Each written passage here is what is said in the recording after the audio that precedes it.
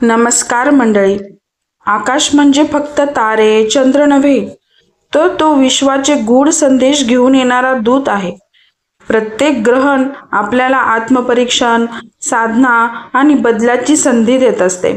आणि आता ती संधी आली आहे 7 सप्टेंबर 2025 रोजी होणाऱ्या पूर्ण चंद्रग्रहणाच्या रूपात. आज आपण जाणून घेऊया या ग्रहणाची नेमकी वेळ काय आहे, हा कोणत्या राशींवर कसा प्रभाव टाकणार आहे आणि आपण कोणते उपाय करून हा काळ शुभतेने व्यतीत करू शकतो. जर तुमच्या घरामध्ये गर्भवती महिला असेल, वृद्ध असतील किंवा लहान मुलं असतील तर त्यांनी या वेळेमध्ये काय करायचे आणि तुमच्या राशीवर याचा होणारा पूर्ण प्रभाव हे जाणून घेण्यासाठी संपूर्ण व्हिडिओ नक्की पहा. तर मंडळी, सुरुवातीला आपण हे जाणून घेऊयात की 7 सप्टेंबर 2025 या दिवशी जे ग्रहण होणार आहे याचा प्रकार काय आहे ते, आणि ग्रहणाची वेळ काय आहे, कोणत्या राशीवर नेमका कसा प्रकार होणार आहे हे पाहूयात. तर हा पूर्ण चंद्रग्रहण आहे, म्हणजे चंद्र पूर्णपणे पृथ्वीच्या सावलीत जाईल आणि त्यावेळी आकाशात लालसर तांबूस दिसेल. याला ब्लड मून असेही म्हणतात. तर ग्रहणाची वेळ भारतीय प्रमाण वेळेनुसार सूतक प्रारंभ दुपारी 12:57 सुरू होणार आहे. तर ग्रहणाची वेळ रात्री 9:56 पासून ग्रहण मध्य पूर्ण छाया रात्री 11:41 पर्यंत राहणार आहे आणि ग्रहणाची समाप्ती पहाटे 1:26 संपणार आहे. तर हे ग्रहण कुठे दिसणार आहे, तर हे चंद्रग्रहण भारत, आशिया, ऑस्ट्रेलिया, युरोप, आफ्रिका आणि अमेरिकेच्या काही भागात स्पष्ट दिसणार आहे. भारतात पूर्ण चंद्रग्रहण थेट डोळ्यांनी पाहता येईल. तर ज्योतिषीय प्रभाव काय आहे, तर ग्रहण सिंह राशी व उत्तर फाल्गुनी नक्षत्रात होत आहे, त्यामुळे सिंह राशीच्या लोकांवर याचा मुख्य परिणाम जाणवेल. इतर राशींवरही त्याचा थोडाफार शुभ अशुभ प्रभाव होणार आहे, जो मी तुम्हाला पुढे सांगणारच आहे. तर मंडळी, राशीनुसार तुमच्यावर कोणता परिणाम होणार आहे हे पाहूयात. तर पहिली रास आहे मेष रास. तर मानसिक ताण व गोंधळ वाढेल. करिअरमध्ये अडथळे, वरिष्ठांशी वाद टाळा. आरोग्य सांभाळण्याचं आवश्यक आहे. संयम ठेवल्यास अडकलेली कामे पुढे सरकतील. तर दुसरी रास आहे वृषभ. करिअरमध्ये नवीन संधी मिळतील, पण निर्णय काळजीपूर्वक घ्या. नोकरी बदलाची शक्यता आहे. आरोग्य थोडे ढासळू शकते. अचानक लाभ होईल, पण खर्चही वाढू शकतो. तिसरी रास आहे मिथुन. तर प्रवास, न्यायालयीन प्रकरणे किंवा कागदपत्रांमध्ये अडथळे निर्माण होऊ शकतात. विद्यार्थ्यांना एकाग्रतेची समस्या जाणवू शकते. परदेश संबंधी संधी निर्माण होऊ शकतात. आध्यात्मिक झुकाव किंवा अध्यात्माकडे झुकाव वाढू शकतो. पुढची रास आहे कर्क. तर आर्थिक लाभ मिळेल, पण खर्च वाढतील. जोडीदाराशी मतभेद होऊ शकतात. घरगुती तणाव संभवतो.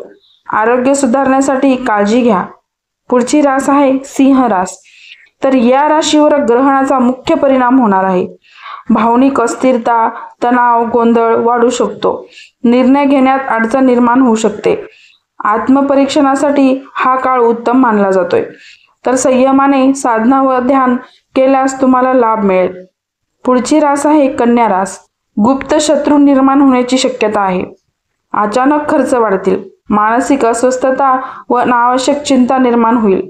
आरोग्याच्या बाबतीत काळजी घेण्याची गरज आहे. पुढची रास आहे तुळ रास. तर मित्रांकडून सहकार्य मिळू शकतं. सामाजिक क्षेत्रात मान सन्मान वाढेल. नवे मित्र किंवा संबंध लाभदायक ठरतील. नोकरी व्यवसायात प्रगतीची शक्यता आहे. पुढची रास आहे वृश्चिक. करिअरमध्ये चढउतार, वरिष्ठांशी वाद होण्याची शक्यता आहे. स्थावर मालमत्तेच्या बाबतीत सावधानता बाळगा. आरोग्य थोडे त्रासदायक ठरू शकते. पुढची रास आहे धनुरास. परदेश प्रवास, शिक्षण, उच्च अभ्यास यासाठी संधी निर्माण होतील. धार्मिक व आध्यात्मिक कार्यात रुची वाढेल. नवे विचार व संकल्पना लाभदायक ठरतील. मित्र व नातेवाईकांकडून मदत मिळेल. पुढची रास आहे मकर.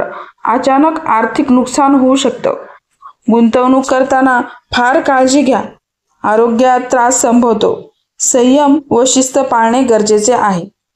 पुढची रास आहे कुंभ रास. दाम्पत्य जीवनात तणाव निर्माण होऊ शकतो. भागीदारीतून फायदा होईल पण वाद टाळा. व्यावसायिक संबंध सांभाळावेत. संयमाने वागल्यास लाभ मिळेल. पुढची रास आहे मीन रास. तर आरोग्याशी संबंधित किरकोळसा त्रास होऊ शकतो. दैनंदिन जीवनात अस्थिरता निर्माण होऊ शकते. कामात हळूहळू प्रगती होईल.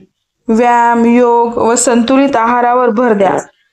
एकंदरीत सर्वाधिक प्रभाव हा सिंह राशीवर होणार आहे. सावध राहावं लागणाऱ्या राशी आहेत मेष, कन्या, मकर आणि कुंभ. आणि लाभ होणाऱ्या राशी आहेत वृषभ, तुळ आणि धनु. मंडळी, हे झालं राशींवर या ग्रहणाचा काय परिणाम होणार आहेत. आणि आता हे पाहूया की तुमच्या घरामध्ये जर गर्भवती महिला, लहान मुले आणि वृद्ध असतील तर त्यांनी कोणते नियम पाळायचे ते. तर सुरुवातीला पाहूयात गर्भवती महिलांसाठी. धारणा आहे की गर्भावर ग्रहणाचे नकारात्मक प्रभाव पडतात. ग्रहणाच्या काळात धारदार वस्तू, कात्री, सुई, सुरी वापर करू नयेत. जास्त हालचाल किंवा शारीरिक कामं टाळावीत. मंत्र जप किंवा प्रार्थना केल्यास मानसिक शांती राहते. ग्रहण संपल्यानंतर स्नान करून शुद्धी करावी. लहान मुलांसाठी ग्रहणाच्या वेळी मुलांना बाहेर नेऊ नये. झोपेत असल्यास त्यांच्या खोलीत शांत वातावरण ठेवावं. ग्रहण संपल्यानंतर मुलांना स्नान घालून शुभ मानले जाते. मुलांना ग्रहणाच्या प्रकाशापासून दूर ठेवावं. वृद्ध व्यक्तींसाठी ग्रहणाच्या वेळी उपासना, जप, ध्यान करणे श्रेयस्कर आहे. ग्रहणाच्या वेळी भोजन, पाणी ग्रहण करणे टाळावे. ग्रहण संपल्यावर स्नान करून शुद्धी करावे. शरीर अशक्त असल्यास फार नियम न पाळता साधा मंत्र जप किंवा प्रार्थना केली तरी चालेल. आणि इतर म्हणजे सर्वांसाठीच काय नियम आहेत हे पाहूयात. ग्रहणाच्या काळात झोपणे टाळावे. देवघर उघडे ठेवू नये. देवासमोर तुळशीपत्र किंवा कुंकू ठेवावे. ग्रहण संपल्यानंतर घरात गंगाजल शिंपडावे हे शुभ मानले जाते. अन्न पदार्थावर तुळशीपत्र ठेवावे. यामुळे घरातील सर्वांच्या आरोग्य, मानसिक शांती आणि आध्यात्मिक उन्नतीसाठी चांगले वातावरण राहते. तर मंडळी, आता हे पाहूयात की ग्रहणातील घरगुती उपाय काय आहेत किंवा ग्रहणामध्ये घरामध्ये कोणते उपाय करावेत. तर मंत्र जाप, ध्यान, प्रार्थना करावी. शक्य असल्यास ओम नमः शिवाय किंवा ओम चंद्राय नमः याचा जप करा. अन्न, पाणी, दूध यावर तुळशीचे पान ठेवावे जेणेकरून ग्रहणाचा दुष्परिणाम कमी होतो. देवघरातील मूर्तींवर वस्त्र झाकून ठेवावे. आणि ग्रहण संपल्यानंतर सर्वप्रथम स्नान करावे शुद्धीकरणासाठी. घरात गंगाजल शिंपडावे आणि पवित्र जल वापरावे. देवघरातील मूर्तींना पाणी, दूध किंवा गंगाजलाने अभिषेक करावा. घरात धूप, दीप, अगरबत्ती लावून वातावरण शुद्ध करावे. शुद्ध आहार तयार करून प्रसाद म्हणून सर्वांनी सेवन करावे. धन आणि आरोग्यासाठी काय उपाय करावेत हे पाहूयात. दान धर्म करावा. अन्न, वस्त्र, धान्य यांचे दान अतिशय फलदायी ठरते. गरजू लोकांना मदत करावी. रुद्राभिषेक, चंद्रमंत्र जप किंवा महामृत्युंजय जप करणं उत्तम राहील. हे उपाय केल्याने ग्रहणाचा नकारात्मक प्रभाव कमी होतो आणि घरात शांती, आरोग्य आणि समृद्धी राहते. मंडळी, ग्रहण हे आकाशातील एक नैसर्गिक दृश्य आहे. त्याला घाबरण्याची गरज नाही. खरं तर हा काळ आपल्याला स्वतःकडे पाहण्याची, आत्मपरीक्षण करण्याची आणि नवी सुरुवात करण्याची संधी देतो. जीवनात काळोख येतो तसाच ग्रहणही काही क्षणच असतो. पण लक्षात ठेवा, काळोखानंतर नेहमी प्रकाश येतो. म्हणून या ग्रहणाच्या निमित्ताने मनातील नकारात्मक विचार, भीती आणि वाईट सवयी सोडून द्या आणि नवा सकारात्मक प्रवास सुरू करा. आपल्या श्रद्धा, प्रार्थना आणि चांगल्या कृती यामुळे खरा चंद्रप्रकाश आपल्या जीवनात परत उजळून येईल. चला, या ग्रहणाला भीती न मानता त्याला एक नवी प्रेरणा म्हणून स्वीकारूया आणि पुढील जीवन अधिक सुंदर आणि प्रकाशमय बनवूयात. तर मंडळी, ही झाली संपूर्ण माहिती चंद्रग्रहणाची. जर तुम्हाला माझा हा व्हिडिओ आवडला असेल तर व्हिडिओला लाईक करा आणि जास्तीत जास्त लोकांपर्यंत शेअर करा आणि चॅनेलला सबस्क्राईब नक्की करा. धन्यवाद. जय श्री स्वामी समर्थ.